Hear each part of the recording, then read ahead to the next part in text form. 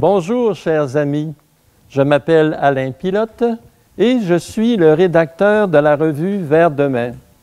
Dans cette courte vidéo, j'aimerais vous donner un aperçu du contenu du numéro d'août-septembre 2023 en me servant de la page éditoriale intitulée « Importance de l'éducation du peuple sur la question monétaire ».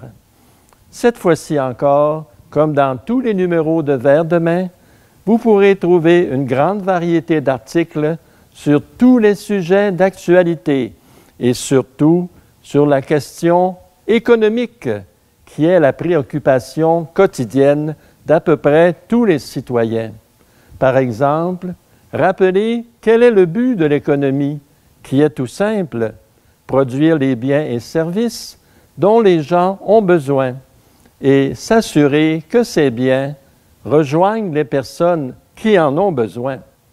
Malheureusement, il arrive souvent que ce qu'on considère comme des dogmes économiques ne correspondent pas du tout à la réalité et produisent même un effet contraire à ce qui est visé.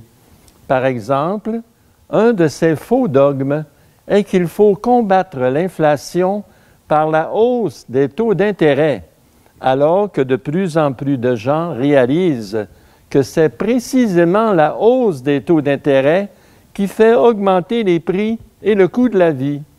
On n'a qu'à penser aux paiements à faire sur les hypothèques.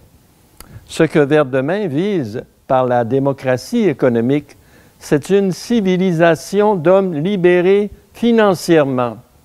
Si une suffisance de biens matériels ne rend pas nécessairement l'homme vertueux, l'absence de biens matériels, par contre, rend la pratique de toute vertu impossible. Les produits existent, c'est seulement l'argent, le moyen de se les procurer qui manque.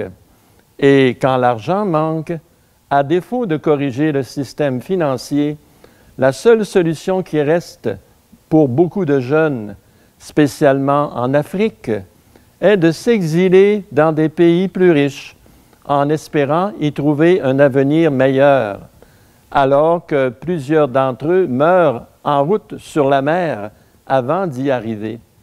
C'est ce que les évêques d'Afrique centrale dénoncent et réalisent que la cause de cette émigration des jeunes est essentiellement économique. Et c'est pour cela qu'ils ont invité l'Institut Louis Évin dans leur colloque pour y expliquer la démocratie économique.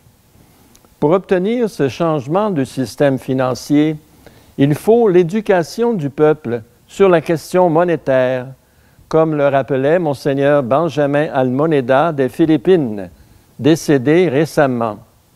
Il faut que tous comprennent que tout l'argent qui existe a son origine d'un prêt des banques commerciales et doit nécessairement retourner à la banque grossi d'un intérêt.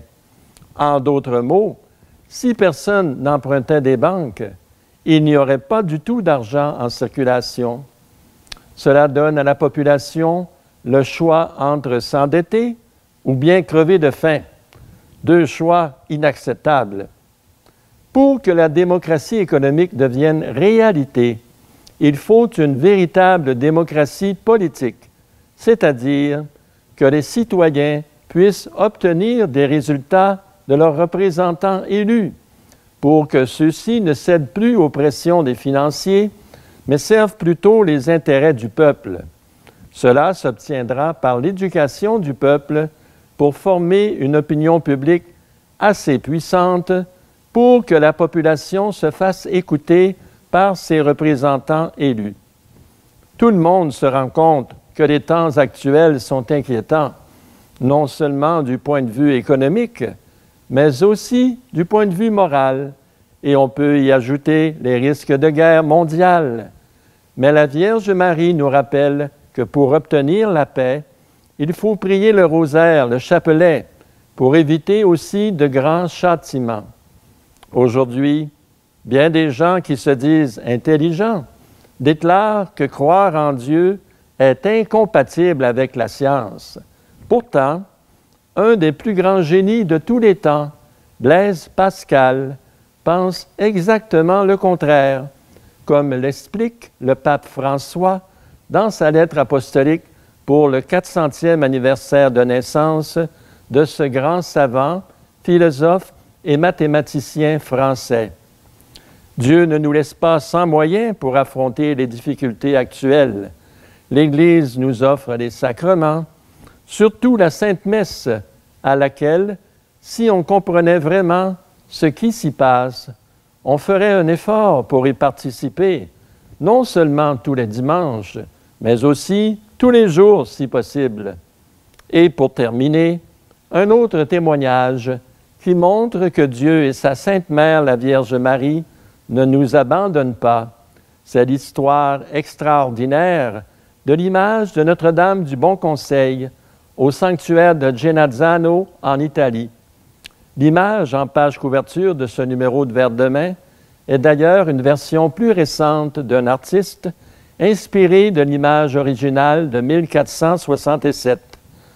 Nous avons tous besoin des conseils de Dieu et de Marie, qui nous dit, comme elle l'a dit aux serviteurs aux noces de Cana, « Faites tout ce qu'il vous dira. » Bonne lecture.